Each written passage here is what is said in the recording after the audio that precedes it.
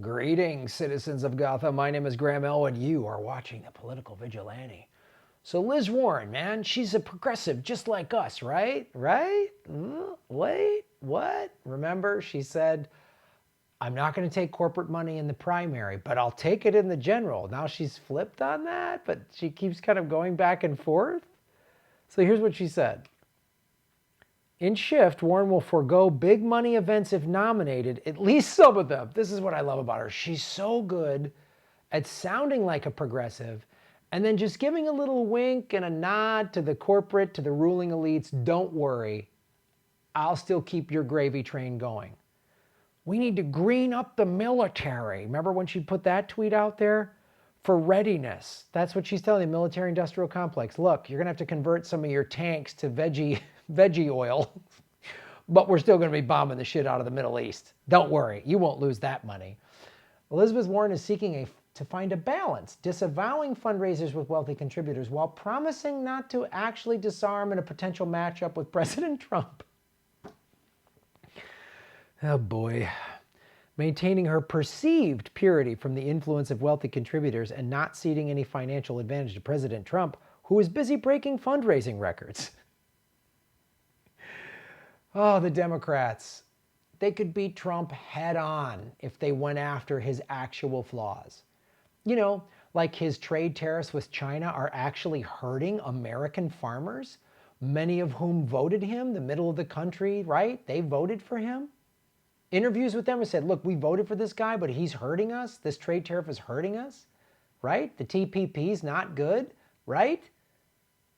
Go after that. Go after the $1.5 trillion tax break that he gave to the richest Americans, the single greatest transference of wealth. But you can't do that when you're corporate Democrats because that's what Obama did. You know, Bill Clinton got rid of Glass-Steagall, which was FDR-era banking legislation. He got rid of Glass-Steagall right towards the end of his last term in 1999. Bill Clinton did that. That helped set up the financial crisis of 2008. Of course, George Bush did plenty of his awful policies because there's not two parties, there's two classes. There's the ruling class and all of us. So that's what Liz Warren is doing. She's giving lip service to pull progressive voters away from Bernie, at least to push it to a second ballot, and then the superdelegates can come in and screw them again like they did in 2016. We got to compete with Trump's fundraising thing. Well, here's an idea. Maybe don't, do this nonsense impeachment. Bolstered by impeachment inquiry, Trump campaign and RNC raise $125 million. That was October 1st. You've just handed Trump 2020. Do I like Trump? Would I love to see him impeached? Yeah, that'd be great. But think this through. First of all, if you're successful, then we have Mike Pence, who is nuts.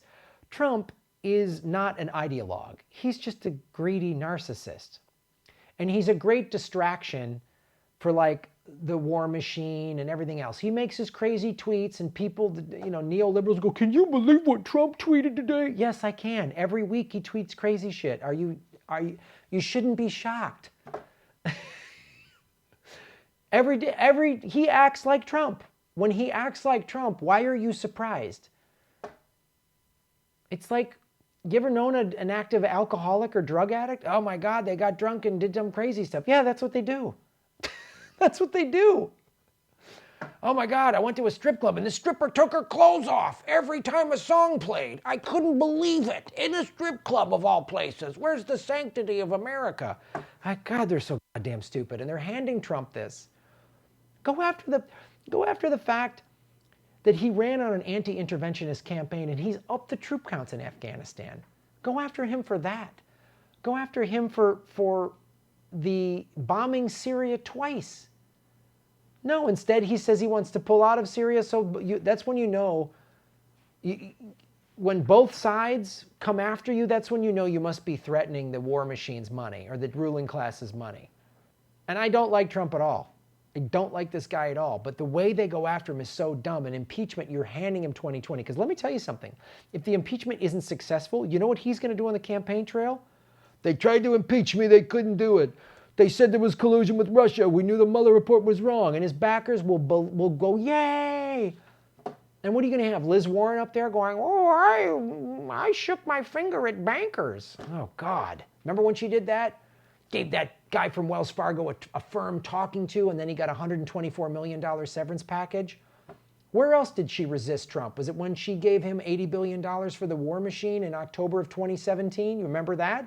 Or when she stood up and applauded along with other Republicans when Trump at the State of the Union said this will always be a capitalist country, it will never be socialist. Is that when she was resisting Trump? I just get confused here. This is what she said, though.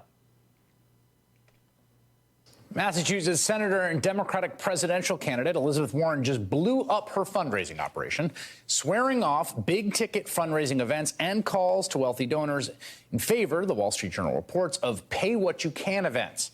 It is a major departure from the usual presidential campaign.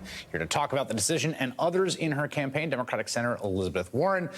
Senator, what caused this decision? What does it mean for you? So, look. We've got a problem in democracy right now, and that is that money just has too much influence in Washington. And we have a chance right now in a Democratic primary. We're in a primary. It's Democrats against Democrats to say, here's how we're going to do this. We're going to build from the grassroots. We're actually going to build a foundation for the Democratic Party that is really about face-to-face, person-to-person, neighbor-to-neighbor, people who are engaged in this campaign, whether they can give $50 or thousands of dollars. What we care about is that we have a whole movement of engaged people who are going to help us get elected, not just to the White House, but help us take Congress, help us take state houses, help us take the governor. Help us take Congress, she said. Well, the Democrats control Congress. And 300 of them signed, along with Pelosi being one of them, signed off so Trump could have his wall. That's the resistance. You finally won the House, and then you still buckle. I remember when AOC, this is a couple months ago, called out Pelosi and the Democrats that did that, and Pelosi just shamed her on Twitter. Oh, your little Twitter. Like, man, I would love to see the reaction from people on the left, neoliberals, if a white male talked to Ocasio-Cortez the way Pelosi did. Pelosi buckles to Trump every other turn. So what's this any blue will do? What Liz Warren is doing here, I can't listen any more of this. You've heard this before. What Liz Warren is doing is telling, hey, big corporate donors, you're still going to be good. I'll still take care of you. We can't have the big outward thing because of the internet now and everyone's got a phone so they can catch us. So we'll get around it. I'm not going to go to the big events, but you can still write me checks. Look, Kamala Harris has done this. She said, I'm not taking any more super PAC money. So you know what happens? Big CEOs like Steve Mnuchin or whatever write personal checks.